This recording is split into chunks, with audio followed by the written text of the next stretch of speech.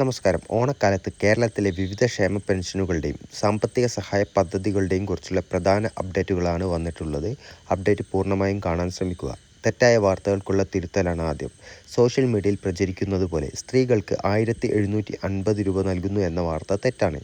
ഇത് മധ്യപ്രദേശ് സർക്കാരിൻ്റെ ലാഡ്ലി ബഹന എന്ന പദ്ധതിയുമായി ബന്ധപ്പെട്ടതാണെന്ന് ഇപ്പോൾ വ്യക്തമാക്കിയിട്ടുണ്ട്. ഇനി സ്ത്രീ സുരക്ഷാ പെൻഷനുമായി ബന്ധപ്പെട്ട ഒരു അപ്ഡേഷനാണ്. ഗുണഭോക്താക്കളുടെ പട്ടികയിലെ അപാകതകൾ കാരണം ഈ പദ്ധതി താൽക്കാലികമായി നിർത്തിവച്ചിരിക്കുകയാണ്. കൃത്യമായ പരിശോധനയ്ക്ക് ശേഷം മാത്രമേ വിതരണം പുനരാരംഭിക്കൂ. ഇനി പ്രവാസി പെൻഷനാണ്. അതായത് മുടങ്ങിക്കിടന്ന നോർക്കെ ക്ഷേമനിധി പെൻഷൻ വിതരണത്തിനായി 32 കോടി രൂപ ഇപ്പോൾ അനുവദിച്ചിട്ടുണ്ട്.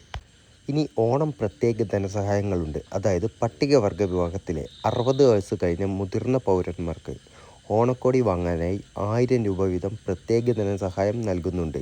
ഇനി മറ്റ് ആനുകൂല്യങ്ങൾ നോക്കിയാൽ സർക്കാർ ജീവനക്കാർക്ക് ബോണസും കൂടാതെ ഓണം അഡ്വാൻസും, കൂടാതെ ആശാ വർക്കർമാർ, അംഗനവാടി ജീവനക്കാർ, തൊഴിലുറപ്പ് തൊഴിലാളികൾ എന്നിവർക്കും പ്രത്യേക സാമ്പത്തിക സഹായങ്ങൾ പ്രഖ്യാപിച്ചിട്ടുണ്ട്.